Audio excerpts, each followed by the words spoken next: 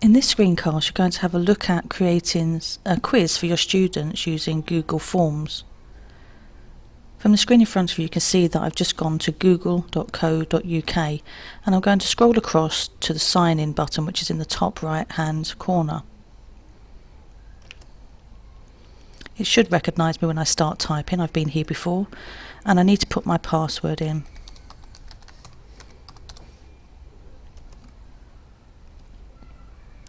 So the first thing to note is that it recognises me here. It's got my email address, and the next thing to look at is this black bar which gives you access to all the Google tools.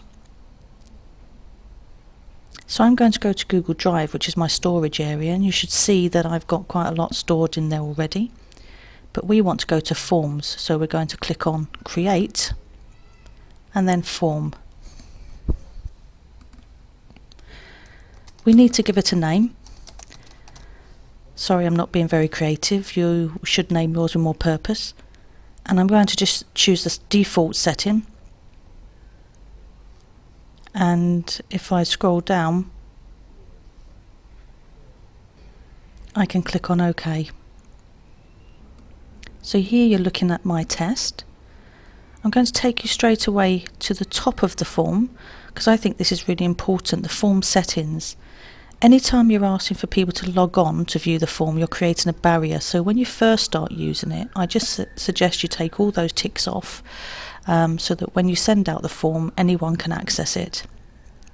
The next thing you can see is my title. I can edit that by clicking into it, and I can add a description. Something like "this form should take you 10 minutes to complete" would be sufficient.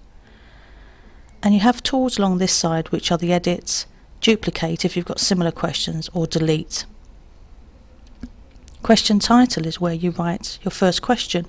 So here's what I'm putting.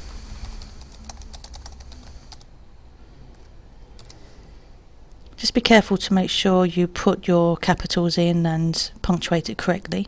Help text is where you would put a hint or some information like there is only one correct answer to this question. Question type.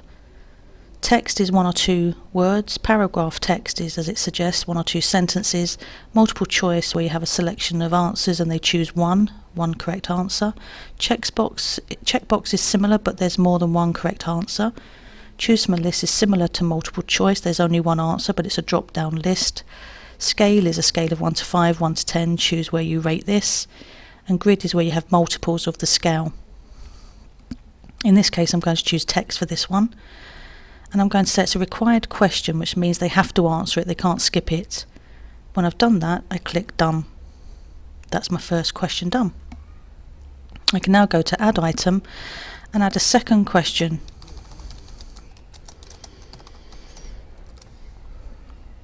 This time I'm going to do checkboxes because there's more than one correct answer.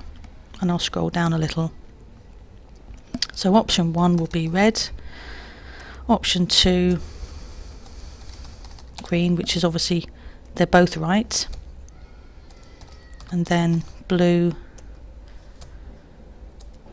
and pink.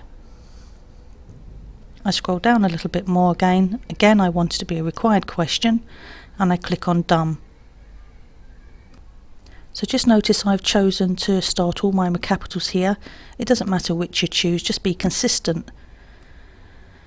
So this is my finished quiz, or my finished questionnaire. I'm just going to do 2 questions in this one. And I now want to see what it looks like for a user. So I go to the top here and click on View Live Form. So this is what my students will see. So as a teacher, you need to know how to copy this address and send it in an email or link it to somewhere that your students are going to access it from. And the students are going to answer the questions and click on Submit. So I'm going to put the right answers in, just because this is going to be the top line of my mark sheet. So I'm completing it as a student would now. So I fill in the questions and click on Submit, and it says your response has been recorded. I'm just going to shut that window down now and return to my form. and you can see I've got a response. When you see the next sheet, you're going to see that I've added more to it, just so that you can see how it collects the data. I'll be back in a second.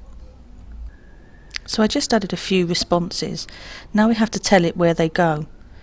So I'm back in my form. I choose response destination, and it says, it gives it the same name but with the word responses in brackets, and I say create, and then it should link them together, and eventually this should say view responses.